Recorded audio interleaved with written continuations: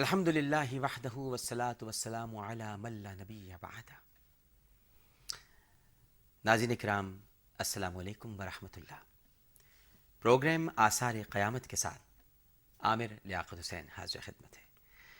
ناظرین کرام، گزشتہ پروگرام میں یعنی کل جب ہم گفتگو کر رہے تھے تو دجال سے متعلق ایک طویل حدیث جو کہ حضرت فاطمہ رضی اللہ تعالی عنہا بنت قیس تمیم داری سے روایت ہے وہ ہم نے بیان کی، اور اب ہم یہاں سے آغاز کریں گے کہ دجال کہاں روپوش ہے۔ کل جو روایت میں نے آپ کے سامنے بیان کی تھی اس میں بیسان کے باغات، تبریہ کے تالاب اور زغر کے چشمے کا ذکر تھا۔ ان تینوں مقامات سے یقیناً دجال کا کوئی خاص تعلق ہے، جبھی اس نے حضرت تمیم داری سے ان کی بابت پوچھا تھا۔ اب چلیے آپ کو بتاتے ہیں۔ بیسان فلسطین میں ایک جگہ کا نام ہے۔ یاقوت حموی لکھتے ہیں کہ یہاں کے باغات پہلے پھل دیتے تھے، مگر 626 ہجری میں ان درختوں نے پھل دینا بند کر دیا تھا، لہٰذا یہ بھی دجال کی آمد کی ایک علامت ہے۔ بحیرہ تبریہ اسرائیل کے شمال مشرق میں اردن کی سرحد کے قریب ہے، اور اس پر اس وقت اسرائیل کا قبضہ ہے۔ تبریہ کا پانی بھی بغیر کسی ظاہری وجہ کے رفتہ رفتہ خشک ہوتا جا رہا ہے، اور اس کا خشک ہونا اس بات کی دلیل ہے کہ دجال کی زبانی، اس کے خروج کی دوسری علامت بھی پوری ہو چکی ہے۔ دجال کا تیسرا سوال زغر کے چشمے کے بارے میں تھا۔ یہ جگہ بھی اسرائیل ہی میں بحیرہ مردار کے مشرق میں ہے۔ اس چشمے کا پانی ابھی پوری طرح خشک نہیں ہوا، جو ہی یہ پانی پوری طرح خشک ہوگا دجال نمودار ہو جائے گا۔ اب سوال یہ پیدا ہوتا ہے کہ دجال کس جگہ روپوش ہے؟ اس حوالے سے کئی قیاس آرائیاں کی جاتی ہیں۔ حضرت تمیم داری کی جو روایت ہے اس میں یہ بیان ہوا ہے کہ نبی کریم صلی اللہ علیہ وآلہ وسلم نے دجال کا پورا واقعہ سنانے کے بعد اپنے عصا کو ممبر پہ مار کے فرمایا، یہ ہے طیبہ، یہ ہے طیبہ، یہ ہے طیبہ، یہ ہے مدینہ۔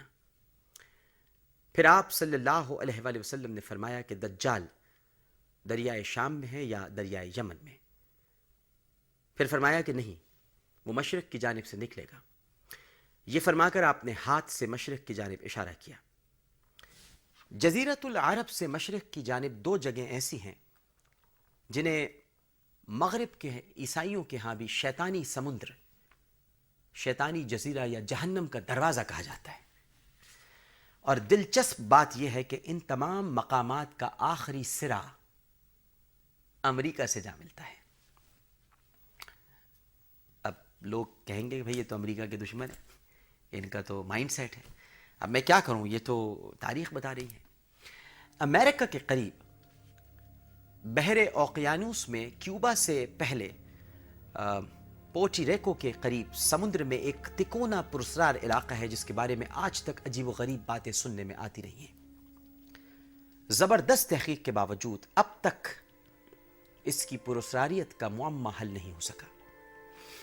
اس علاقے کی پراسراریت یہ ہے کہ یہاں قطب نما کام کرنا چھوڑ دیتا ہے، اور یہاں بے شمار جہاز غائب ہو جاتے ہیں، اور جب ان کا پتہ لگانے کے لیے طیارے اس علاقے کی فضائی حدود میں داخل ہوئے یا ہوتے ہیں تو وہ بھی غائب ہو جاتے ہیں۔